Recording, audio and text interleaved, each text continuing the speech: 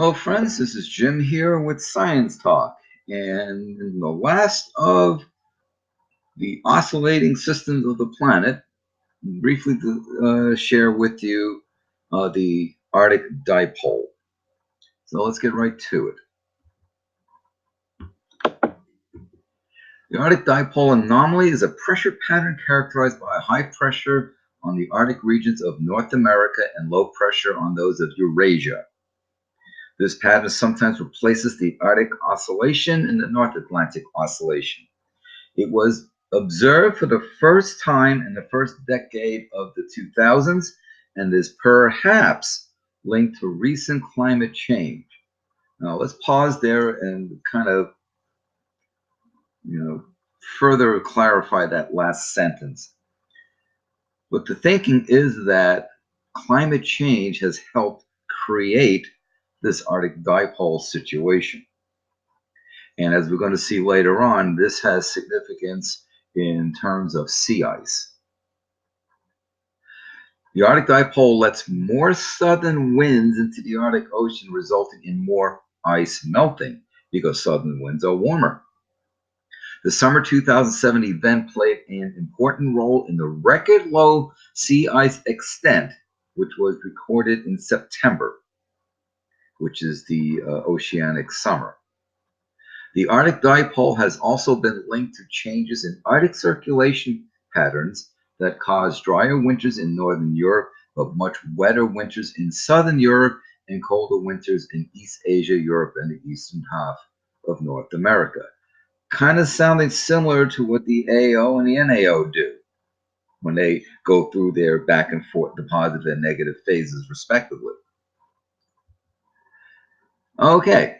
In the early 1900s and early 2000s, many studies of Arctic sea ice export focused on the Arctic Oscillation and the North Atlantic Oscillation as the primary drivers of export, which makes sense. However, other studies, such as those of Watanabe and Hasumi Ibinje, suggested that the Arctic Oscillation and North Atlantic Oscillation did not always explain the variability in sea ice export. Okay, let's pause there for a moment. You have heard me mention when I've discussed statistics and modeling that when we look at the R square, and the R square is basically how much of the variability is explained by a variable, or if you're doing multivariate, several independent variables, how much of the variability is explained by 1, 2, 3, or however many variables that you have. Well, what this is saying is that when they looked at the Arctic Oscillation and or the North Atlantic oscillations, either separately or in conjunction, not all the signal that was seen could be explained by what those two oscillatory patterns were doing. So the suggestion was there's something else at play, at work. That's basically what that is saying. So in 2006, the Arctic Dipole Anomaly was formally proposed by Bingyi Wu, Jia Wang, and John Walsh using basically data sets that looked at from 1960 to 2002. It is defined as the spatial distribution of the second leading EOF, empirical orthogonal function mode, basically statistical calculation, mode of monthly mean sea level pressure north of 70 degrees north latitude, where the first leading mode corresponds to the Arctic Oscillation. When defined for the winter season, October through March, the first leading mode, the Arctic Oscillation, accounts for 61% of the total variance, while the second leading mode, the Arctic Dipole Anomaly, accounts for 13%. That's 74%, so it's still 26% that's not accounted for. While the Arctic Oscillation has an annular structure centered over and covering the entire Arctic, and we discussed that in a prior video, the Arctic Dipole Anomaly has two poles of opposite sign, one over the Canadian Arctic Archipelago and northern Greenland, the other over the Kara and Laptev Seas.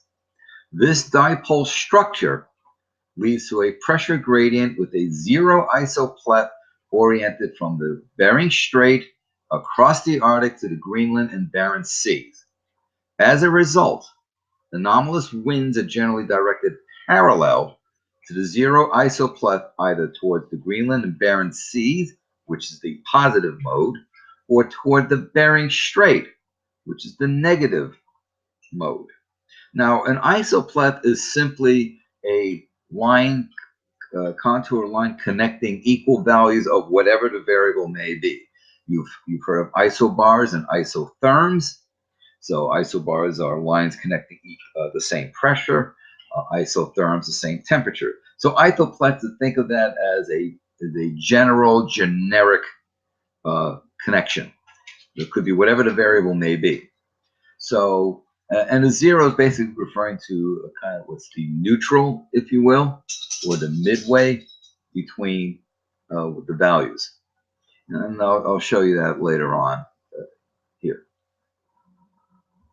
So, as a little orientation here, okay, here's the Bering Strait, right, known in Russia over here. So there's the Bering Strait, the Chukchi, Point Barrow, right across the Arctic Ocean, through Fram Strait over to here. Here's the Barents Sea. Here's the Kara Sea. And yeah, I did a video about polar bears moving into Novaya Zemlya. And Novaya Zemlya basically separates the Barents Sea from the Kara Sea. Then here's the Laptev Sea. So we're basically talking a high pressure system that's over on this side and a low pressure system that's over on this side. They move around, they change in intensity and strength, but that's the two pole. That's your dipole. Okay? And so depending on what mode is in, they can either push ice out the Fram Strait or keep it contained within the Arctic Ocean basin. Chukchi Sea is over here. As part of the research team, we did a lot of our work here in this vicinity as well. So there's a little orientation for you, so you kind of get an idea of what we're talking about. So the impacts of the Arctic sea ice, and this is kind of where it was noted. And by the way, I want to go back to, where is it? Yeah, these gentlemen here, Bing-Yi Wu, Jia Wang, and John Walsh. I remember when when they're looking at the data, figuring the stuff out, and they basically say, "Hey guys, we've got something here. We found something new." I remember when this was happening, going down. It was quite exciting, to be quite honest. So you can say I was kind of in on this, at least peripherally. More on that later.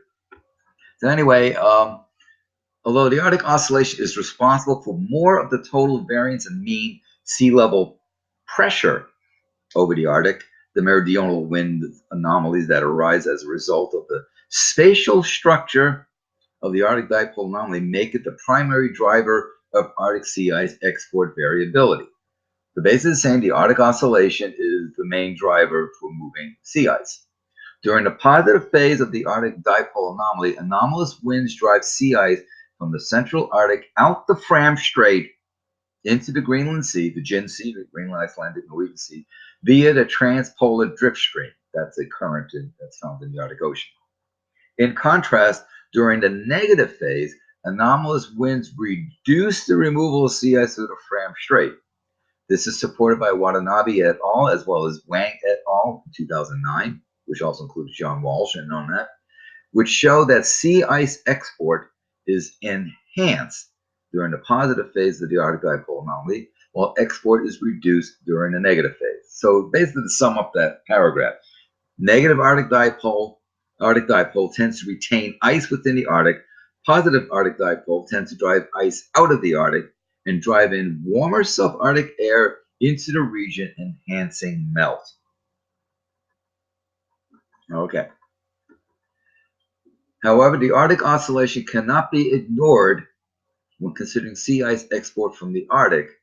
By itself, circulation associated with the positive phase Arctic Oscillation results in an increase in sea ice export, while the negative phase of the Arctic Oscillation is associated with reduced Arctic sea ice export. We just touched on that.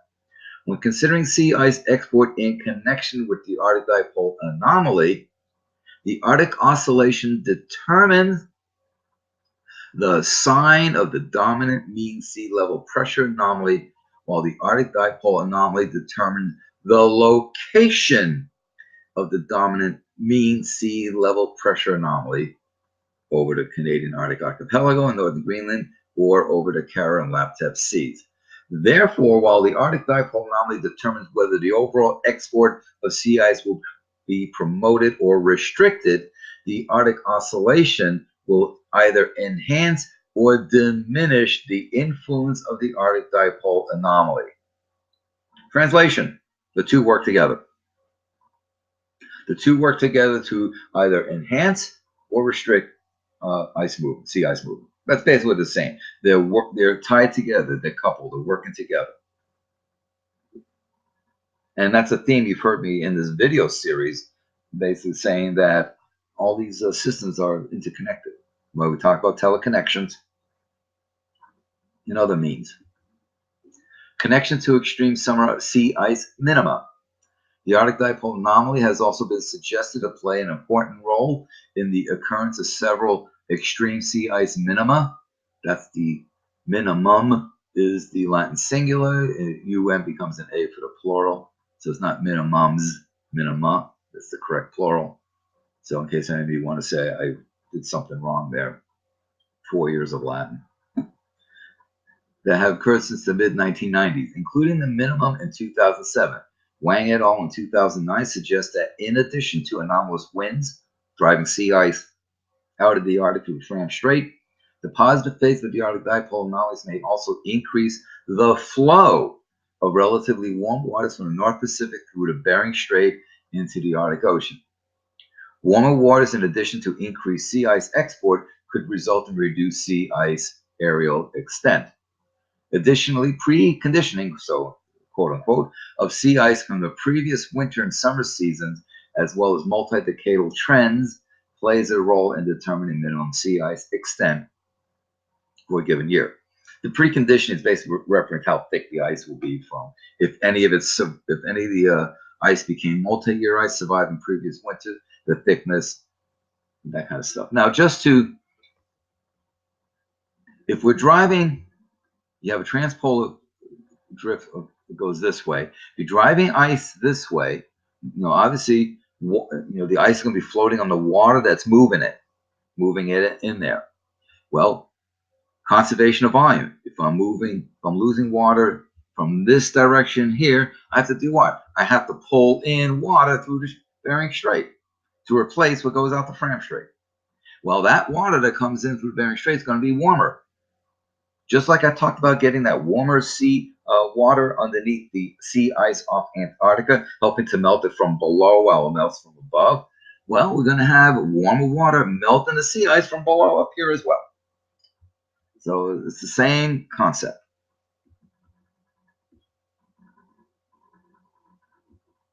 And this is just showing you some little Arctic dipole pattern. Here's the high pressure that tends to sit over the Canadian archipelago and Greenland, the low pressure that sits over the Kara Laptev Seas on the Eurasian side, and basically showing, movement out the Arctic Ocean through Fram Strait into the North Atlantic. Okay, so I went the wrong way there. Sorry.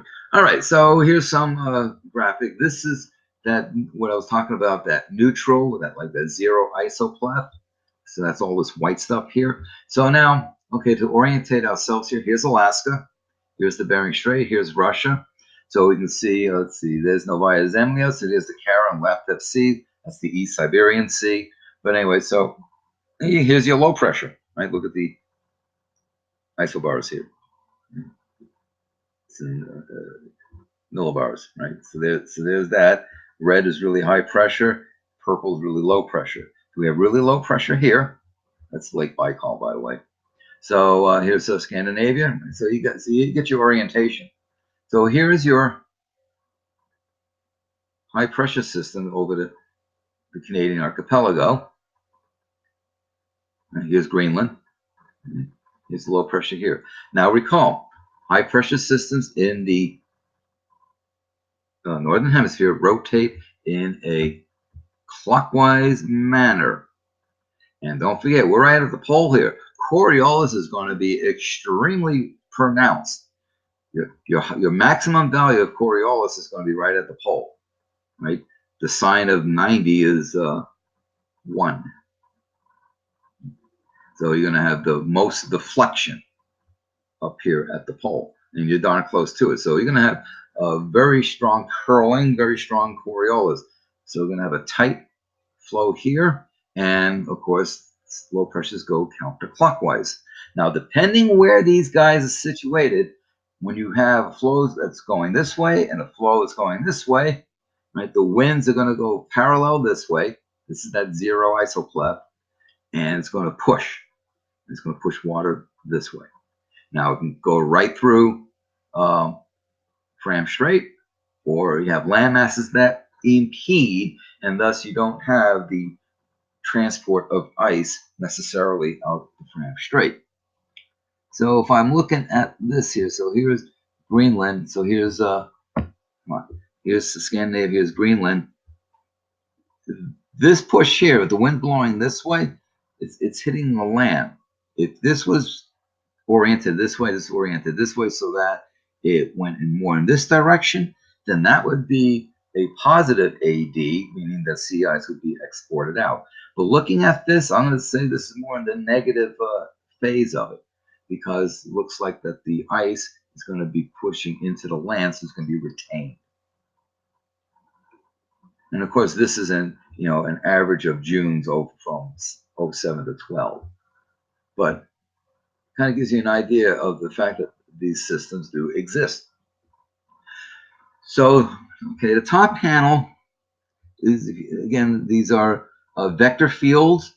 So these are little arrows here.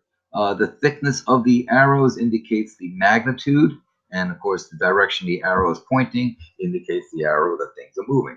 And this is showing for sea ice. So here's Greenland. Here's the Fram Strait. Right, so here's Alaska, Russia, and if you look at this, this is really tight. You can see the tight flow up here. Where's the arrow? You can see the tight flow up here, but now look here. See these arrows right this way, this way, this way, and then it curves here. So it looks like there is some push of ice out the strait, but then it doesn't go further south. Look at the direction of the ice flow. So there is some movement out, but not a whole lot. A lot of is going in is following the cyclonic flow of the systems. So take a look at the bottom now. At the bottom here, here's the high pressure, here's the low pressure, and you can see here's that zero clef there. So if you were to follow the flows here, going clockwise this way, counterclockwise this way, this is going to push ice right out the Fram Strait. So what we see here on this left panel is the positive Arctic Dipole. See how it shifts over here? Now look what the low pressure does. Look what the high pressure does. What's happening now? It slams into Greenland. This becomes like a blocking. The flow is going to keep the ice within the basin. So this right-hand panel is the negative Arctic Dipole situation. Positive, negative. This is a vector field showing ice flows. This will probably show you a little better with the vectors, with the ice flow. It might be a little too blurry. But again, the length and or thickness of the arrows indicates stronger movement. Okay, and of course, this is the direction. And if you look at this, you can see all the arrows are pointing right through to Fram Strait. There's Greenland.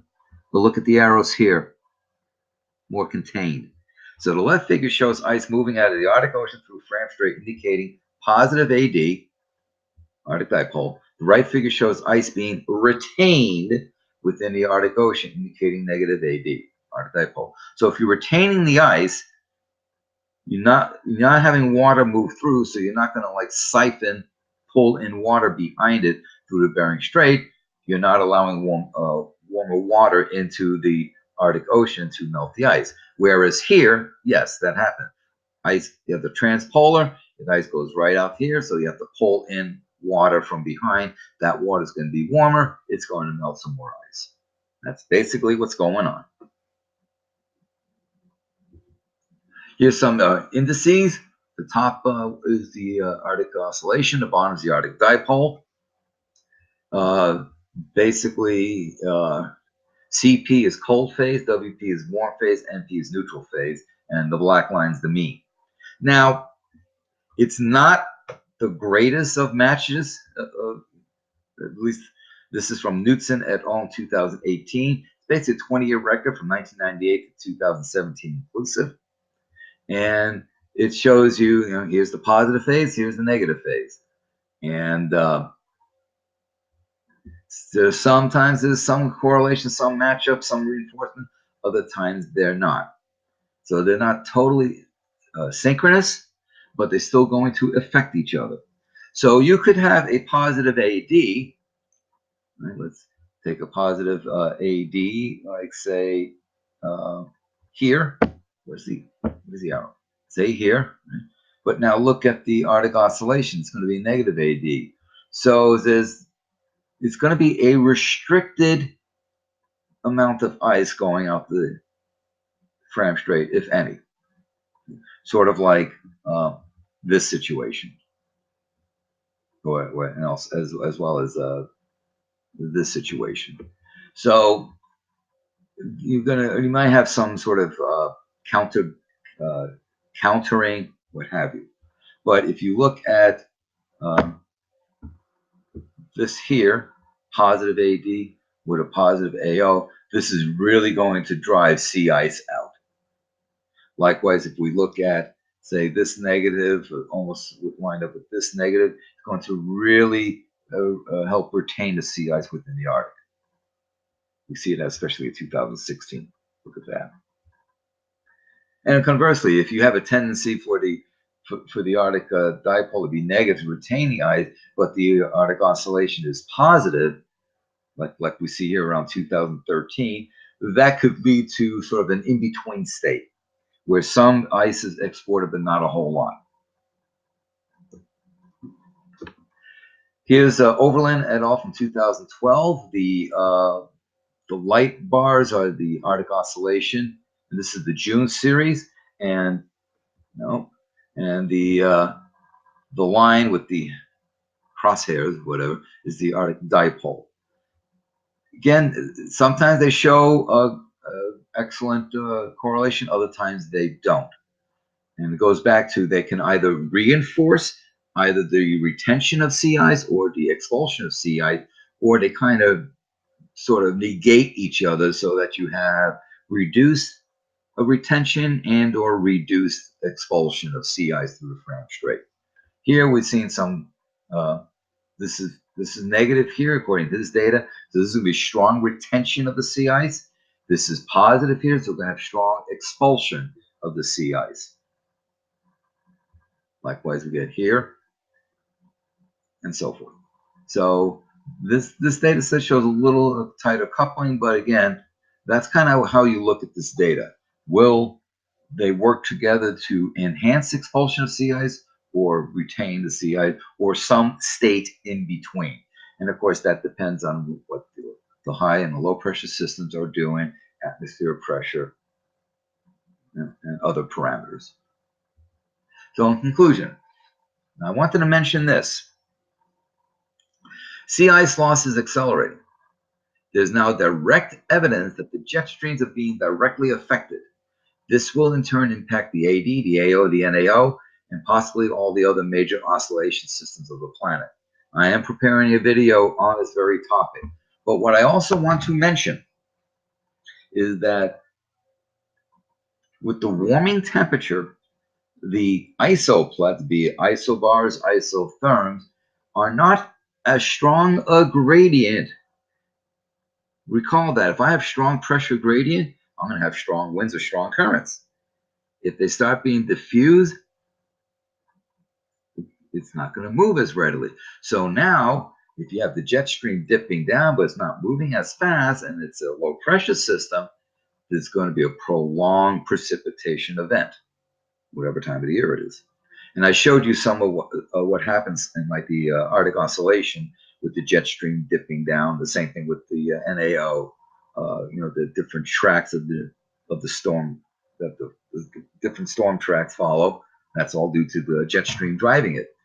And this, of course, is a direct line of current research is looking at what's happening to the jet streams and how that's affecting the weather and climate patterns. So warmer planet, what's going to happen to these oscillatory systems? It's an area of ongoing active research. Now, I thought I include some URLs, so you can look at this. Arctic Dipole Sea Ice Loss HTML, summer days. I like how they play there. Summer days, Arctic Dipole. Okay. This is a really excellent paper here. It's one from the Atmosphere Chemistry Physics. It's a very lengthy paper, but it's a superb paper, very excellent. It's worth your time to check it out. It really is. Don't worry if you don't get all the technical stuff in there.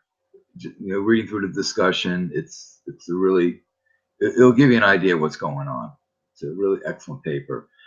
Too lengthy to do a video on that here. Anyway, then I mentioned some papers here. Now, this is Wu et al.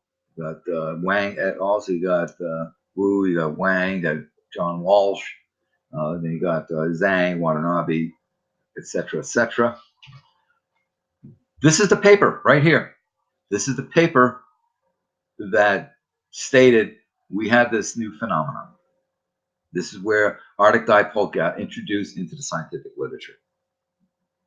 And then this is a further research examining, what is the mouse?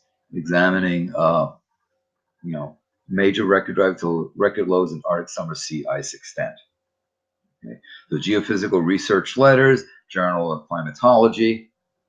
Okay. There are numerous more papers discussing the AD, AO, NAO, sea ice, etc. I chose these two because they first identified the AD. I've worked with these gentlemen. And I know Dr. Walsh. He's an excellent scientist, and he's just a really great guy. Super nice guy. And just on a personal note, I was part of a research team looking at the sea ice. So I was part of a team that was helping collect the data, that was analyzing what was going on with the sea ice, the extent, the sudden extent, how their movement, the thickness, when it formed up, when it melted, all that information, and all that information that was a part of that we collected helped provide data for these gentlemen here to come up with identifying the Arctic Dipole. So I've had a hand, even if it's peripheral. I've had a hand in helping understand some of the climatic mechanisms, machinations of this planet. So hope you don't mind me just tooting my horn a little slightly here, but I'm kind of proud of that. So that's basically the Arctic Dipole, and that concludes our tour, if you will, of our oscillatory systems for the planet. So I hope you found this video series informative, and hope you found it interesting, and I hope you came away with a sense of appreciation for the complexity of our planet system, but also understand now what happens with human impacts and what we are doing to the planet and perturbing of these various systems. So thank you for your time, and talk soon. Hey folks, this is Jim here reminding you to please subscribe to my channel and please share my videos with others. Also remember to click the bell so that you know when I drop in a new video. I also ask that you please consider becoming a patron of my channel and support the work that I do by going to patreon.com/Science Talk with Jim Massa, each word separated by an underscore, and becoming a patron. It's asking for as little as $3 a month, cost of a cup of coffee, to support the work I do and keep my informative videos coming your way.